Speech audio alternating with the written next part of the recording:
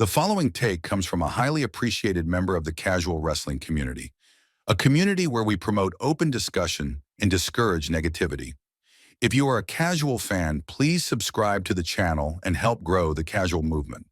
The following take comes from a respected member named Milwaukee Mike, he calls it right. No sugarcoating, just straight up fight. Mike says The Rock has the potential to begin to turn into a Goldberg type character, annoying and repetitive. If this WrestleMania season does not pan out to be great, we as a collective have begun to be on the fence whether The Rock is appearing for promotion or for good storytelling. Whatever happens between Elimination Chamber and WrestleMania will be very telling of how The Rock is perceived in my mind. I think, Mike, you want me to be real honest with you?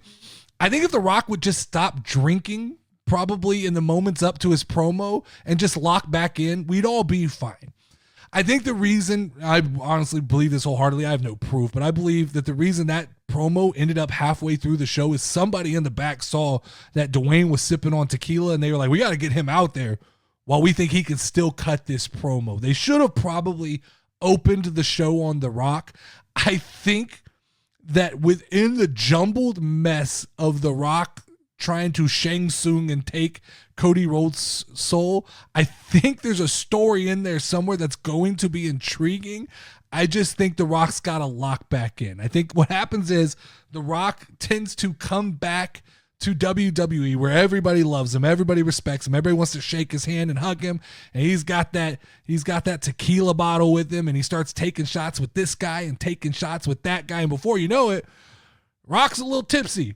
And then The Rock goes, oh shit, I can wing this promo. And he goes out there and we get what we got, which was kind of a rambling mess. I truly believe The Rock is a professional, and I think that he will lock back in. I think that Elimination Chamber, you will see a very different performance out of The Rock. I think we'll all kind of lock back in. I think that was a slip. But I think, Mike, I'd hold the horses on calling him Goldberg because it was just 365 days ago that we were fucking extremely ecstatic about what we were getting at WrestleMania, be it from the Cody Rhodes slapping The Rock and that whole kind of press conference they did to right the wrongs. I'm not ready. Sure, The Rock, and we know this about The Rock, he's going to show up when he has something to promote, and he's going to show up only for the biggest moments. But I think we have to give the leadway because I believe The Rock has earned that at this point. But stay with me. Just stay with me through WrestleMania, Mike, because I'm going to tell you this. I truly believe we're about to witness the birth of the next chapter of WWE. I kind of said this a couple weeks ago. They're closing the book on the Bloodline story. The Bloodline story may continue, but it's not going to be story A. Story A is going to, it's like Fortnite, Mike. I don't know if you play Fortnite, but Fortnite, a chapter comes to an end, the game continues on, but the theme, the story changes. I think we're going to move into the era of corporate Rock.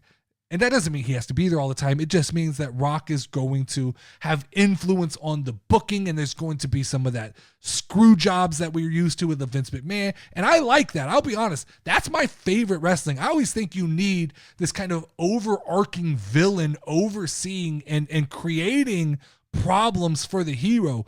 I've said it numerous times. Cody Rhodes needs a villain so that he can be the hero. And I think The Rock is going to be that for Cody Rhodes. I don't think it's Cody that jumps ship and becomes The Rock's champion. I could see a world where CM Punk wins the title at WrestleMania. He main events WrestleMania, he wins the title, and he becomes The Rock's guy. Because on a microphone, there is nothing better than a disgruntled or a just cocky heel CM Punk. And I think that I could easily see, I mean, the turn, when CM Punk turns on the crowd, it's going to be big. And so if it's because of Dwayne, a lot of people are tired of Dwayne like you, I think that could generate massive, massive heat. But I also don't want to count out Roman Reigns in this situation as well, because I still believe that we could be just business as usual heading towards Roman versus The Rock at WrestleMania. That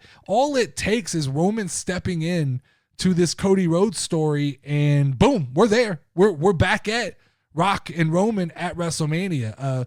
But come back and correct me in a couple weeks if I'm wrong. If I'm wrong, remind me about this and, hey, say there was no smoke and fire, that like there was no misdirection. Because to me, a lot of this feels like misdirection by Triple H. It feels like he's dangled different matches in front of us over the last couple of weeks, and it feels like he's feeding the dirt sheets like, oh, Roman's going to be a part of this match, and Cody's going to possibly fight this guy. I think after Elimination Chamber, things will be a little more clear. I think after Elimination Chamber, Triple H won't be able to play these games the way he is right now. After Elimination Chamber, Triple H is going to have to tighten up the ship and start to lay out what the card looks like. But I do believe this, Mike. I believe right now, the reality is there's 3 or 4 people, and they're vital people in WWE, who know what the plan is for WrestleMania. And I think everything else you're hearing is speculation and bullshit being fed to these other people. And so I do think Triple H has a plan. I think he's trying to kind of throw us off. This has been his tactic. Like, it's the fool me once, fool me twice, fool me 3 times. He's fooled us like 4 times, Mike. He keeps getting us. So there's no need, to me, to have The Rock show up on SmackDown and then have him show up at Elimination Chamber if they don't have something big planned for The Rock. Now, maybe that ends up being The Rock versus Cody Rhodes. I don't even hate that idea, but I still believe, I have strong feelings that in the next couple weeks we're going to see this come together, and that excitement that we had last year is going to start bubbling back up, and we're going to be good to go. Remind me though, Mike, in 2 weeks, remind me if I'm wrong.